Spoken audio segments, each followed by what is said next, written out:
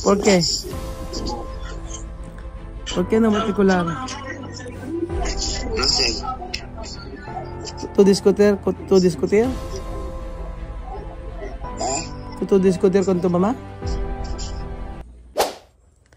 Nag-message sa akin si Amir at hindi daw sila i-enroll. At ang sabi daw po pinauwi daw sila, lahat ng mga bata ay nagkaklase na. Ano kaya nangyari? Ang alam ko i-enroll sila eh. Bakit kaya? Inaantay ko pa naman yung iniantay ko pa naman yung sasabihin yung about sa sa first day ng klase. Alam ko ngayon yung klase. So every message sa akin. Tagalog pa nga sabi, ayaw na kami ni Kuya Raul Chamame na mag-enroll ngayon. Lahat ng bata pumapasok, nasa klase, umuwi na lang kami. Sabing ganon. Ewan ko nga Ayan. Ayaw pumasok? Hindi. Ha? Hindi. Bakit ayaw pumasok? Ewan ko. Tama. Ayan. Pumasok ka ng tuition break. Hindi. Padala ko lang. Paano walang tuition? Ba't ayaw pumasok? Hindi pinauwi daw ni Chamame. Ayaw pag-enroll yung mga bata. Ayan Ba, hindi ko alam. Tinatawagan ko hindi naman sumasagot si Amir. ¿Qué pasa?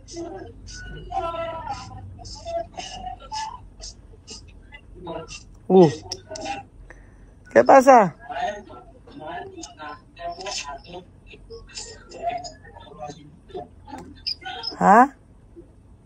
Buenas tardes. Buenas tardes. ¿Qué pasa? ¿Qué tú has dicho? Yo no entiendo.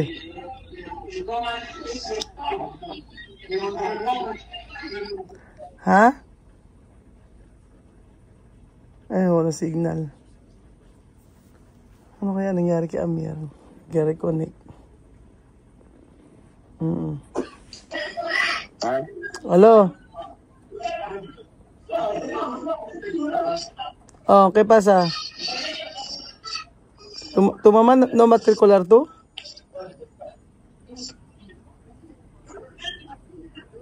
Uy, Amir? Hay que hablar. No escucha discutir. Discutir. ¿Por qué tú discutes con tu mamá? Discutir ahora. ¿Por qué? ¿Qué ha dicho?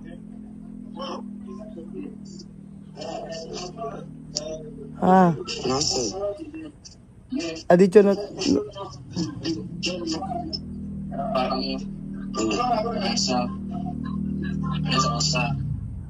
Empieza. Ahí está aquí. ¿Qué tu mamá ha dicho?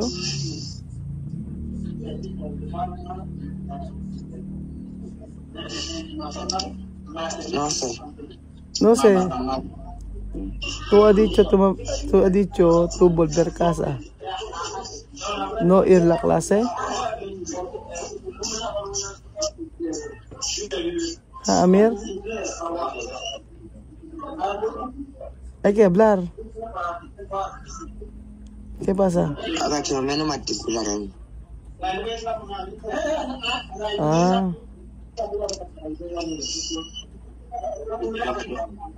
Esto me lo cuento, tío.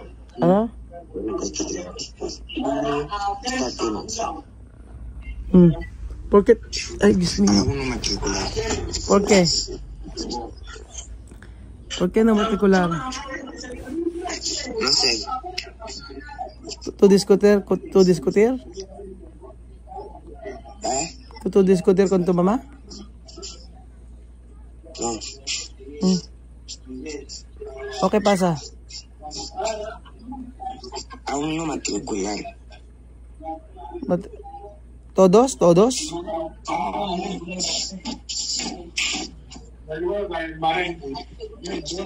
Hindi raw.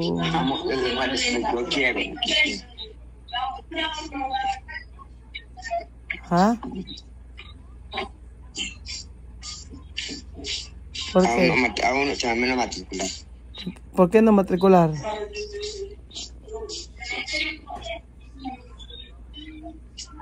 Aún no matricular. Sí, tú has dicho no matricular. ¿Por qué? No sé. No sé. ¿Solo tú? ¿Solo tú o todos? No sé. Mira. Nadie no matricular. Ah, no matricular. Pero empezar de clase hoy. Ah, Amir. Pero empezar de clase. Empezar clase pero no matricular. ¿Por qué? Yo he mandado dinero, yo he mandado dinero hoy, ella ha cogido.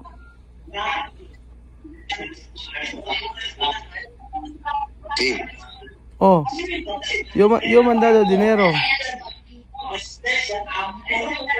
¿Dónde tu mamá? Ah, nawalan signal. Di raw niya. Ba't kaya? Anong nangyari? Kapapadala akong pera eh. Nawalan signal. Kapadala ko lang ng pera eh. O yan, nangyari.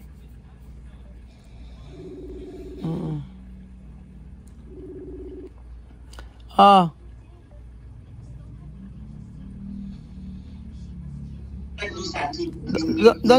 ¿Dónde tu mamá?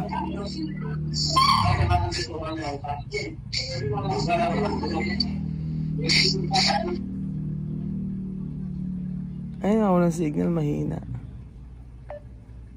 Ba't kaya?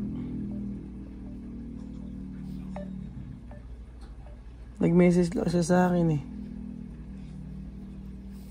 Ba't kaya anong nangyari kay Amir? Lungkot na naman yung bata na to. Ah, Amir, ¿dónde tu mamá?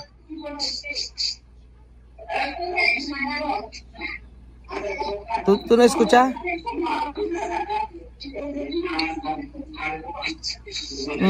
¿Por qué tú triste? Ah, hijo. ¿Por qué?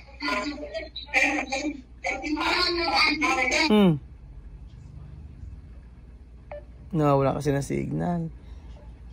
Ano kaya nangyayari?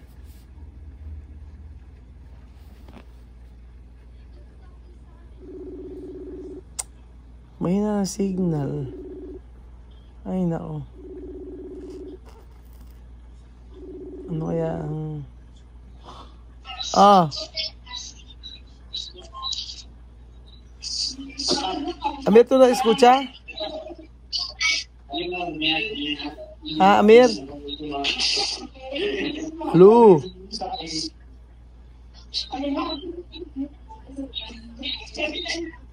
¿Ah? Yo he dicho dónde tu mamá para yo hablar. ¿Ah? Yo he dicho dónde tu mamá.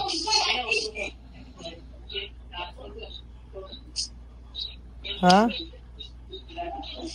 Wala signal. ¿Tú no escucha?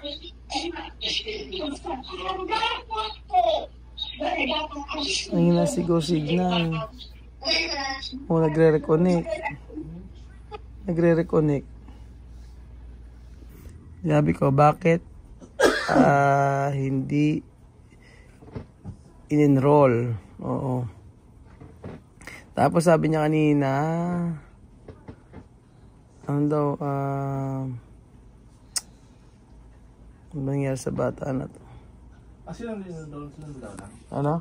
Sino din-enroll? Nga, tinatanong ko, hindi, wala daw in-enroll sa kanila ng mga bata, lahat. Wala daw in-enroll sa kanila mga bata. Yung mga ba, in-enroll? Ebe, wala daw eh. Sabi niya kanina, no, matrikular, diskutir daw. No? Diskutir. Ano yung diskutir? Nakipagtalo, no? Yun sabi. Oo. Yun po. Sabi niya, Jiro, nag-message kasi sa akin, yung sabi niya nun, Jiro, hindi raw in-enroll sila. Pero kasi sabi naman ni Mudra nung nakaraan, i-enroll daw niya yung mga bata kasi hindi raw po pwedeng sa bahay lang. Ayun.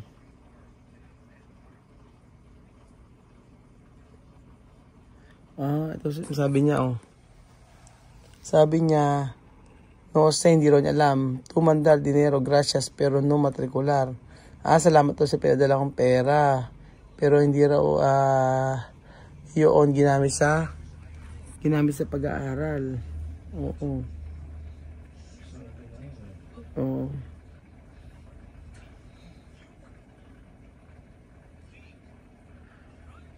Oo nga, ano kaya nangyari? Baka siguro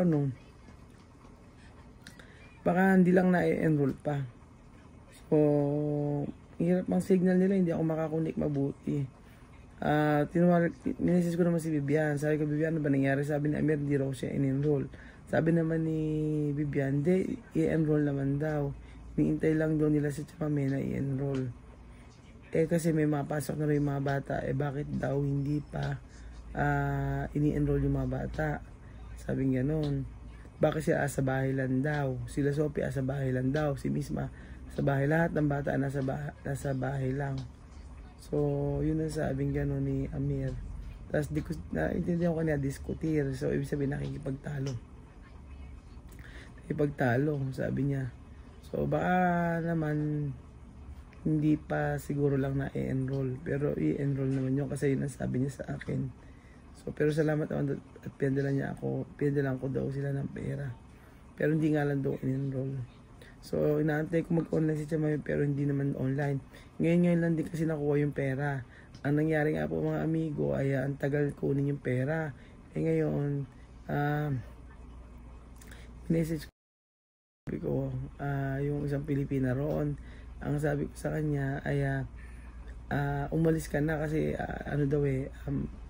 aalis daw siya, may pupuntahan. Ngayon sabi ko, umalis ka na, huwag mo na antayin ka ako yung nanay para kunin yung kwarta. Sabi ko sa kanya gano'n.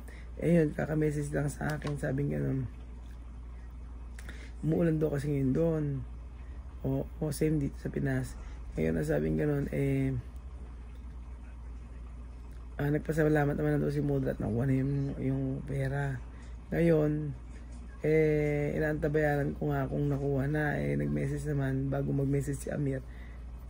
Baka lang kasi kakukuha lang yung pera kaya hindi pa pinapa-enroll. So, ang sabi ni Amir, hindi nga daw, yung sinasabi niya, hindi raw in-enroll. Hindi raw sila in-enroll. So, at titingnan natin kung ano sasabihin ni Chamame, bakit hindi in-enroll.